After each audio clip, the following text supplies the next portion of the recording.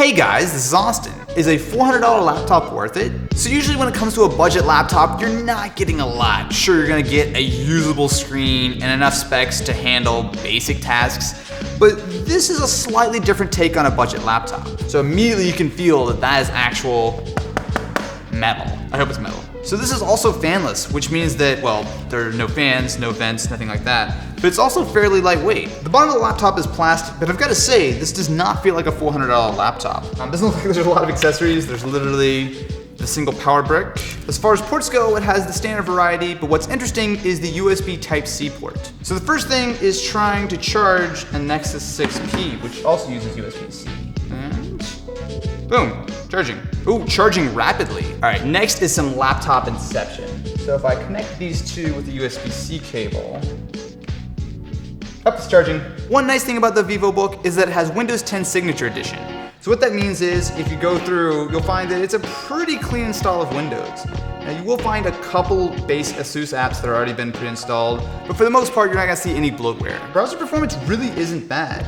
I mean, sure, you can tell a slight difference with a higher powered desktop, but honestly, for like most tasks, it doesn't even trip up at all. The VivoBook also has AC Wi-Fi. As we can see here, it's pretty quick. So that's one of the nice things about lower end laptops, especially in the last year or two. The Wi-Fi has gotten so much better. As far as specs go, we have an Intel Pentium N3700.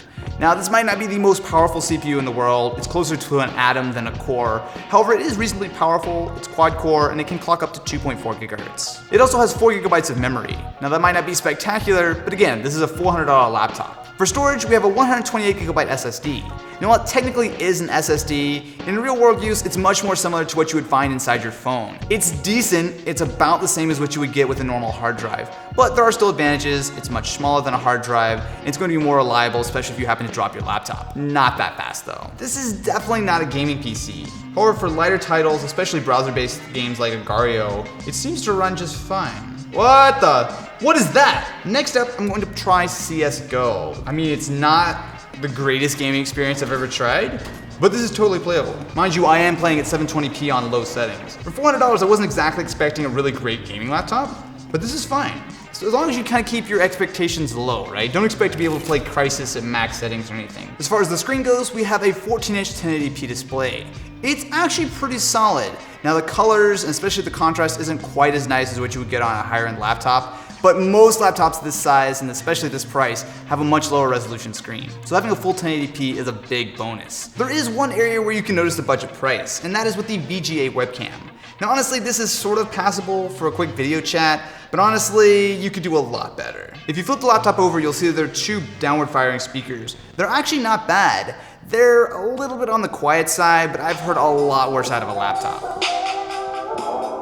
This is definitely not a perfect laptop. When you get to this kind of price range, a lot of times you're dealing with a lot of compromises. This actually checks a lot of the boxes. It's built pretty well. There's still some plastic in there, but it's a lot better than what you would usually expect. The specs are decent. Again, nothing spectacular. The screen is good. There's a lot of things that are solid, right? You're not getting anything amazing. It's not the best laptop that you've ever seen. However, for $400, you could do a lot worse than the VivoBook. As always, I'll have a link to check this guy out in the description, and you guys should definitely go check out some of the other Is It Worth It episodes that you've missed. Anyway guys, thank you so much for watching, and I will catch you in the next one.